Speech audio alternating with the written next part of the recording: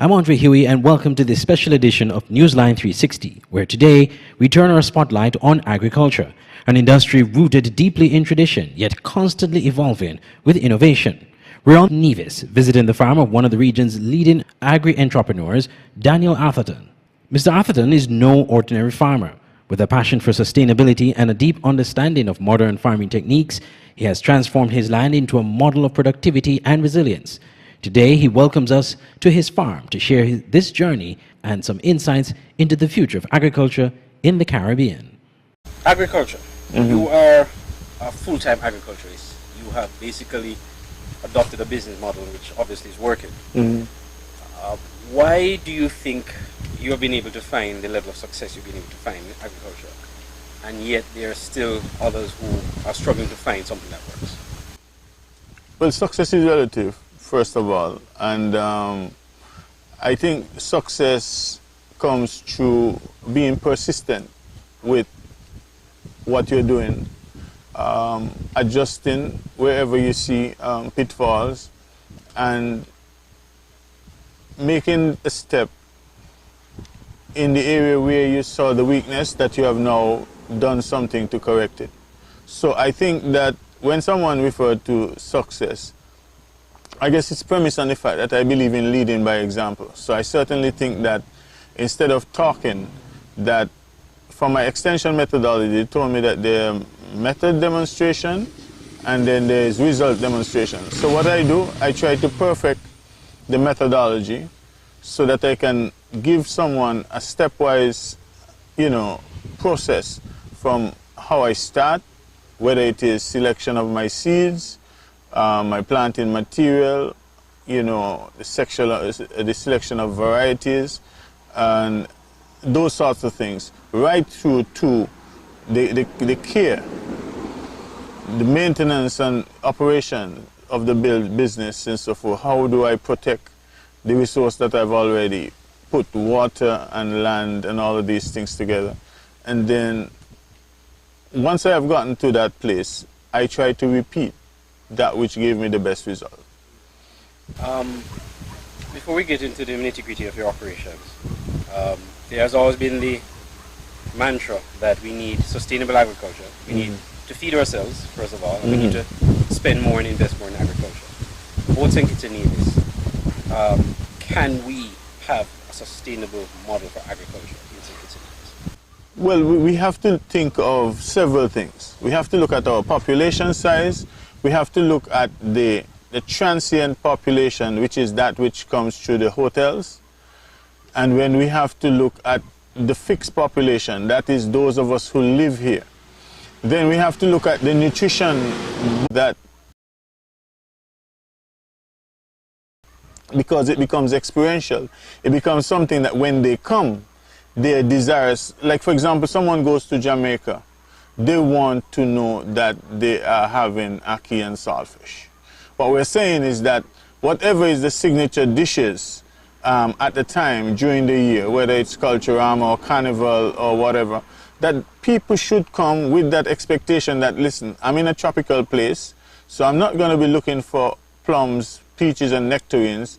I'm going to be looking for amripali, I'm going to be looking for soursop, I'm going to be looking for a banana, things that are tropical. What do you think needs to be done to take agriculture to the next level in St. Kitts and Nevis? There's a lot of talk about government needs to invest more, we need to import less, to cut the food import bill. What do you think are the steps that should be taken to take agriculture to the next level? Well, that's a good thing. I thought you were saying, because it's not unidimensional. You have several dimensions. You have a policy dimension, then you have a planning dimension, which is after a policy that is friendly to security of tenure for lands for people who are the landless. Also, an opportunity for developing that infrastructure so that when they get in that area, they have all of those necessary inputs, whether it is the tractors, the inputs for infrastructure such as irrigation, solar, these sorts of things, good roads so that you can transport the items out. And also a human capacity in terms of the people who are going to be the agriculture teachers, who are going to be able to handhold these people, and not necessarily people who are in competition with the farmers, but people who are in cooperation with them, who see what they're doing as being very important for national development, for GDP, for contribution to nutrition, for contribution to employment. And so you have to have that dimension, and then you have to have a dimension that minimizes waste, value addition, which allows you to do things that preserve in as nutrition-filled a way as possible. Because once you boil things, you kill a lot of enzymes. So we're talking about fresh packaging so that people can have that nutrition-filled food item.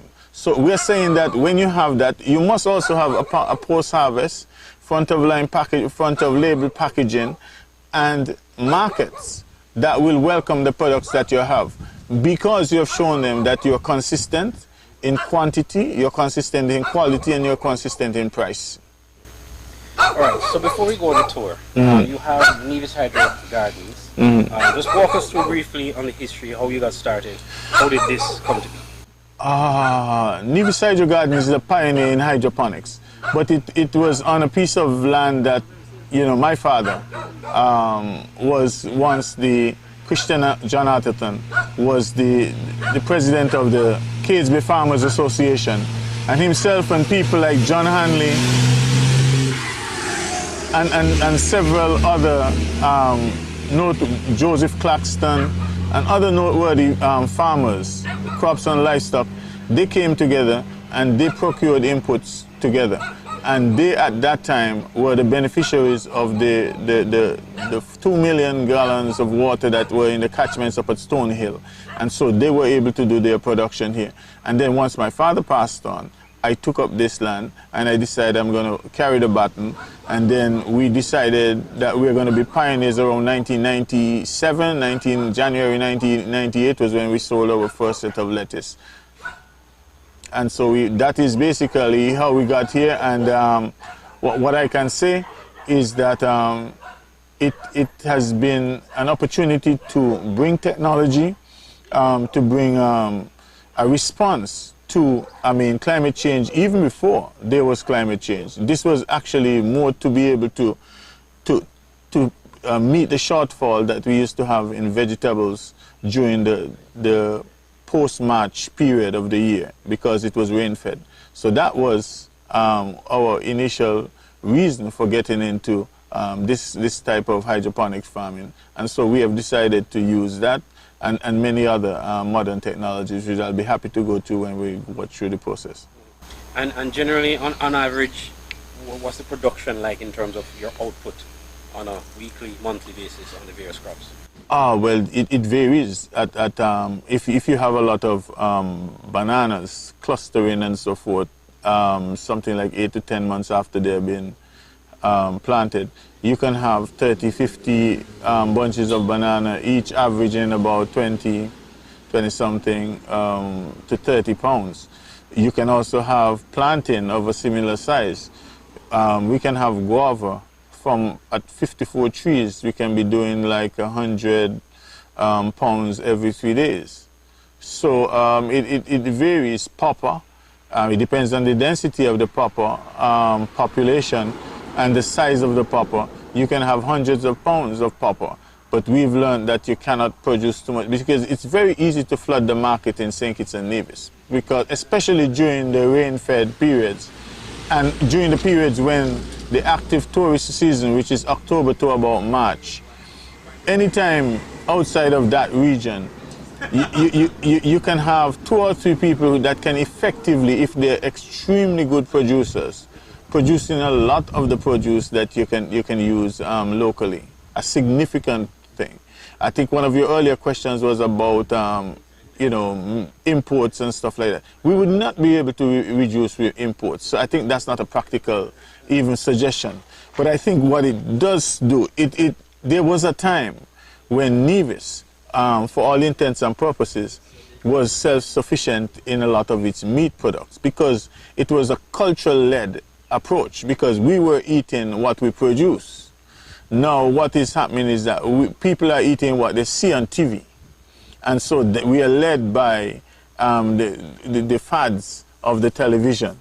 But there was a time when people were led in St. Kitts and Nevis by what, taste and preference based on what was available locally. So what would be seasonal? If cassava was in abundance, then they will use that. If there was a lot of harvesting of corn, then we had a corn mill in Gingerland that you will have the fine corn and the coarse corn, and then they'll put that up when they had large quantities so that they can have later. So Nevis was always sufficient in fish, but then after Christina, a lot of people for about 7 years, people just didn't eat a lot of fish. And I think that was when, in Nevis per se, people started eating a lot of chicken. But prior to 1970, Nevisians were eating yard fowls and pigs and mutton and chevron and beef that they produce around them. Why do you think reducing the food import bill, which is also a thrust now of CARICOM, they are now looking to reduce 25 by 25, is not a practical approach? I wouldn't say that it's not practical. It is a pragmatic approach. But the thing about it is that the practicality is understanding that you will never be able to replace taste and preference. And that is what I tell you. We are not led by culture. We are led by what you see on the TV. And I think that is one of the main determinants. So once you can understand that, you would understand why we cannot do that. Then the other thing too is that in order for you to do that, you must have that critical ability to produce quantities, quality, uniformity, so that you can satisfy all people and also make it affordable. Because food sovereignty and food nutrition, is about being able to get something, get top quality product, but that you can afford. Because you don't want to have a top quality product that only the haves can afford.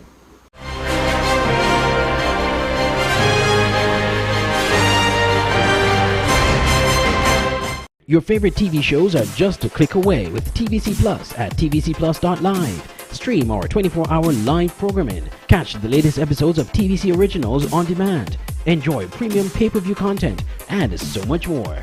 Watch on any device, TV, laptop, tablet, or smartphone. Visit www.tvcplus.live. Stream, watch, enjoy. Tune in to Insights on TVC, where we explore the unique stories and perspectives of our fascinating guests. I used to get in trouble for talking. I am really angry. I forget English. I had good examples of what people could become. Each episode brings you an in-depth look at individuals from diverse backgrounds, sharing their personal journeys and valuable life insights. I don't know. We're going to bathe here because Papa Bratcher says nobody owns the beach in St. Kitts. People who sound like this and saying that they're like 15, I'm like, you have a beard. Insights airs on Mondays at 8 p.m. with rebroadcast on Tuesdays at 10 a.m. and 6 p.m. Only on Television Caribbean, TVC. You can also stream on demand at tvcplus.live. Are you tired of Wi-Fi dead zones in your home? The Cable has the ultimate solution with our whole home Wi-Fi coverage. Say goodbye to frustrating signal drops and hello to seamless connectivity in every corner of your home. No more Mom, my tablet's not working in my bedroom. My game is freezing, Daddy. or WhatsApp calls dropping as you walk around the house. So many people struggle with dead zones and restricted Wi-Fi, and the Cable has the answer. Enjoy full blanket increased Wi-Fi coverage with installation in 48 hours or less. Whole home Wi-Fi coverage is here. Get the whole family connected today. Come in or call the Cable at 465-2588 to get your whole home Wi-Fi boost installed. The Cable, always giving you more. Terms and conditions apply.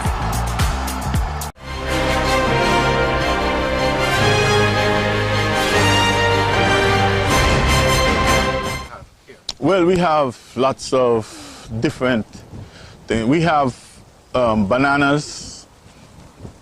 So if you look your pan this way, you see the bananas. This is banana production.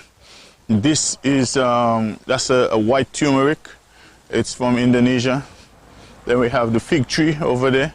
Then we have, these are what you get, typical sizes of, you know, bananas and so forth. And we got some beautiful clusters. See, that's the kind of thing that we do. It gets that leafy stuff you see right there. This is turmeric. That look like a tanya. That's turmeric. All right. And then we have, you know, a variety of fruit crops, because those are what we're trying to do. So for example, right here you have like several different species. Right on top there you have a trellis of, that is passion fruit on that trellis. Then this is guava. See? Ripe guava. Ripe guava. Really good stuff. This is the Morocco tree. This is avocado, sugar apple, that's lime, avocado, coconut, jelly. Lots of different species of this one is a peach guava, but we also have guava that has white interior and pink interior. So, you know, Varieties of guava. Right. And people call them, you know, you hear people talking about spice guava and things like that. You see this one, this is white. That's white interior. This one is peach. Makes a difference. Then we have over here, we have fruits that you can use to make drink. This is the famous jamun. This is it. It will turn your finger purple. It will turn your mouth red. Jamun. Then it is. It's very good. And so if you want some good close-up shots, that's what they look like when it's on the tree right there. There we have gooseberry. Gooseberry plant over there, tree right there. Gooseberry plant over there. Over here, it's a nice little microclimate that I've developed where you have, this is bread nut, this is avocado again.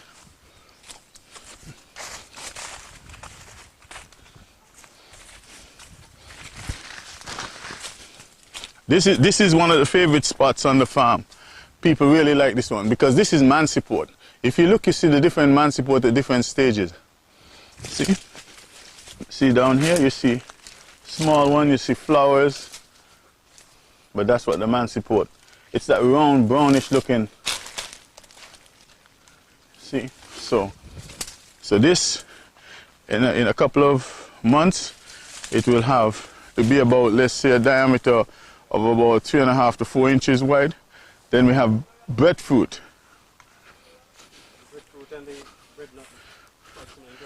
Yeah, they're the same Artocarpus family.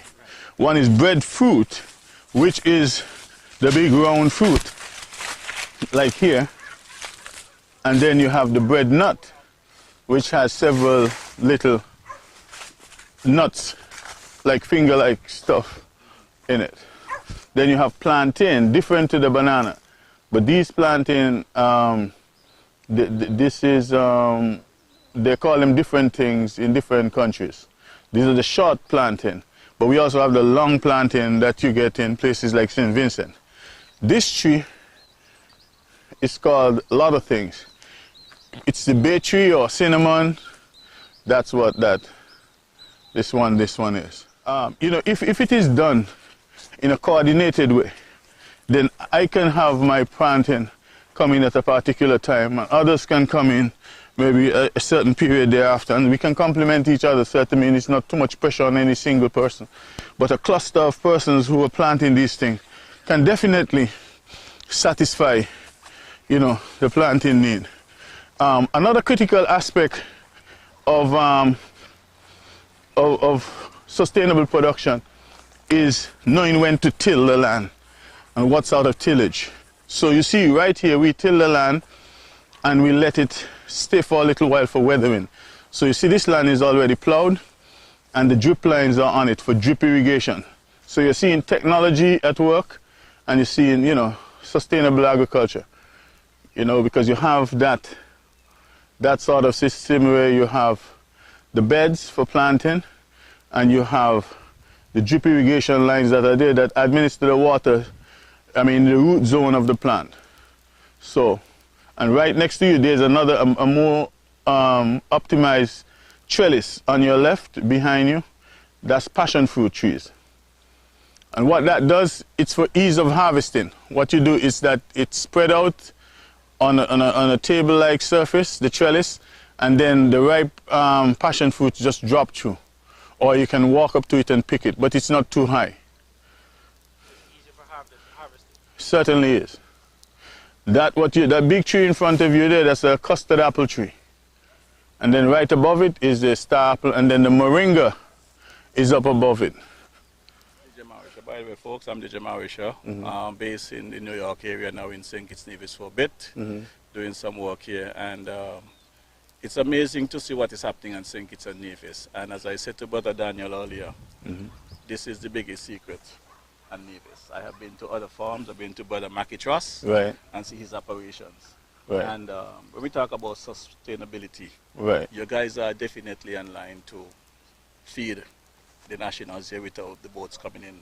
And I'm just saying to the powers that be, the government, instead of out there giving free money to workers to sit down at home and relax, I think they should be invested in small business such as places like this to get these crops in place, because to farm 5 acres of land with 4 people and yourself is definitely a lot of work. So I want to thank you for your years of contribution. I know you're knowledgeable in the farming business.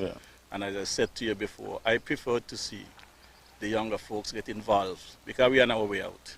And we're going to live with our knowledge. So I am hoping that whenever this video becomes become available and published, that people pay attention and the powers that be.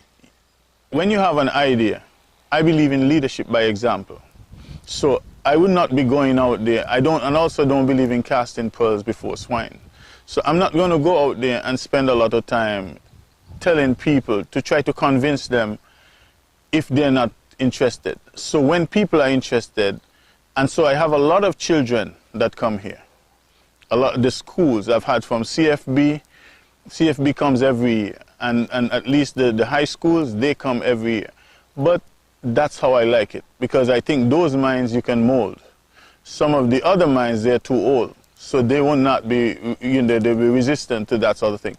The other thing that I would say I really thank you for is the opportunity to focus on the fact that there are those of us who are here, who are toiling in the vineyard, and that we are not looking for political handouts. What we are looking for is just, a clear understanding by the powers that be that there must be an enabling environment. It means the policies that are there must help facilitate those persons like myself to make sure that there's an ease of doing our business here. And I can tell you that the natural laws that are in place for the agricultural sector, they are very favorable. So I can tell you that very often there are a lot of people, those of us who do this farming, that some of us, I think, are looking for handouts beyond what is reasonable.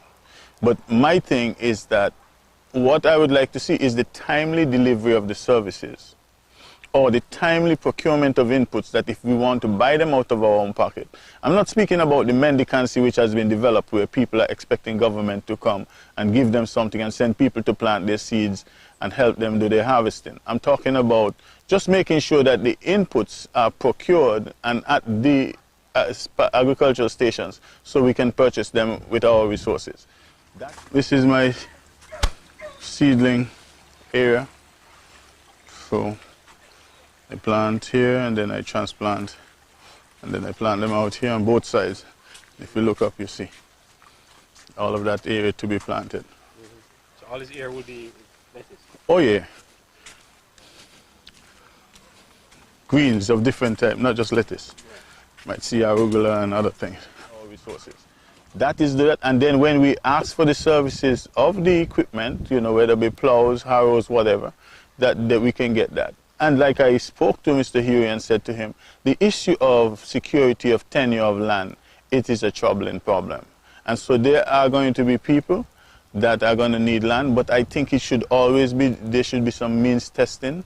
People should be given, you know, a small amount of land to work on, to make sure that they're not speculators in the making. Trying to think and you know, interest. But that they are genuinely interested in doing things that would take the country to, you know, food security and food sovereignty, if that is the next stage of that. So.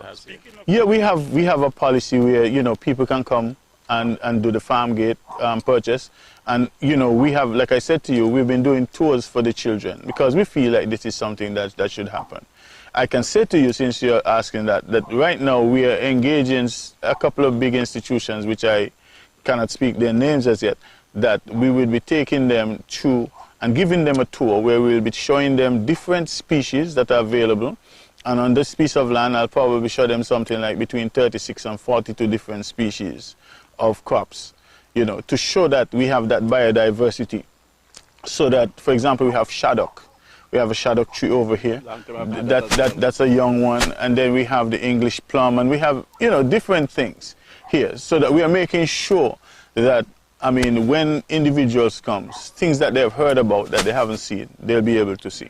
So that's all the stuff. Okay, quick, could you give your location where you are and contact information that folks can reach out to you? Well, if you have the Google geopositioning, it's Nevis Hydro Gardens, and so you can geoposition on Google, and then, but it's in Cades Bay. It's the first, it's your turn going up Westbury on the main road, and it's the first two red gates on your left. Contact number? And my contact number is 663-663-9001, and that has WhatsApp as well. And then there's also 763-8006 and 662-9393. Is there a website?